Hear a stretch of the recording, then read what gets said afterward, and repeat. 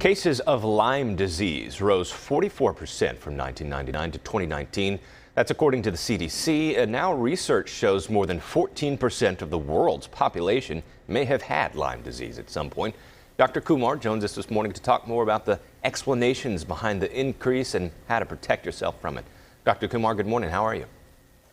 Good morning, Casey. I'm well, thanks. Good to see you. Yeah. So first of all, what is Lyme disease? What does it have to do with ticks? It's a good question. It's an appropriate question for the time because it's summer. This is when tick-borne illnesses occur.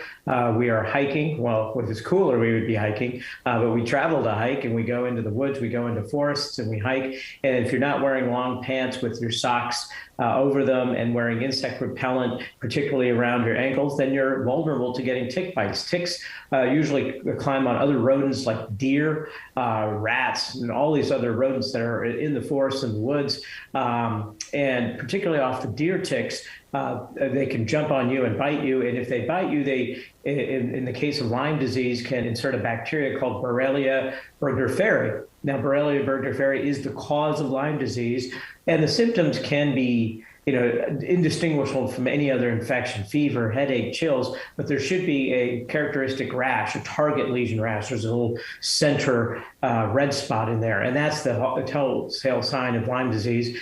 And, if you have these symptoms, you go to your doctor, you get a few weeks of antibiotics, and it's largely cured. But what we're finding is that in this study, it was a meta-analysis, meaning they looked at a bunch of studies that had already been done and then just honed down on it and looked for people whose blood tests were positive for the bacteria, and found that across the world, about 14% of people have blood tests that show that they have been exposed to this bacteria in the past. And that makes it interesting. Yeah.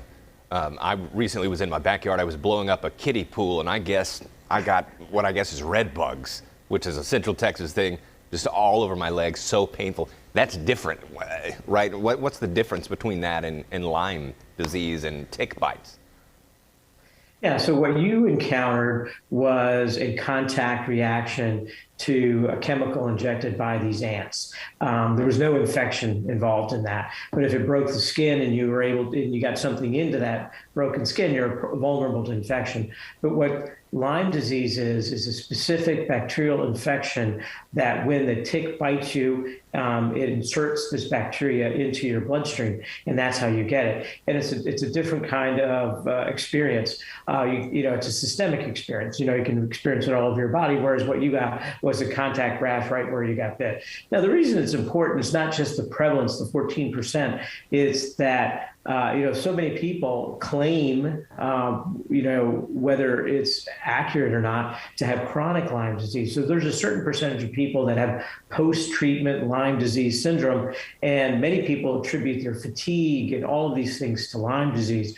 And that's the part we need to be careful on. Just because it's prevalent in this one study that it's very common, we shouldn't presume that all of your chronic symptoms are due to exposure to Lyme disease. There's other explanations that could also abound, not to take away from the fact that it could be a legitimate diagnosis, but it might be overdiagnosed. And particularly with news like this, we got to be careful not to overdiagnose Lyme disease and act like every symptom that we have chronically is due to this. While certainly there are legitimate people that have chronic treatment of chronic symptoms from Lyme disease, most people have other explanations for it. And so just to be aware that Lyme disease exists, and the best way to treat it is not to get it, which is to take precautions against tick bites, particularly when you're going hiking in the summer.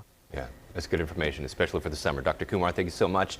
If you have a question for Dr. Kumar, you can email us at askdrkumar@gmail.com. And you can check out his website, drkumar.com. Thank you so much.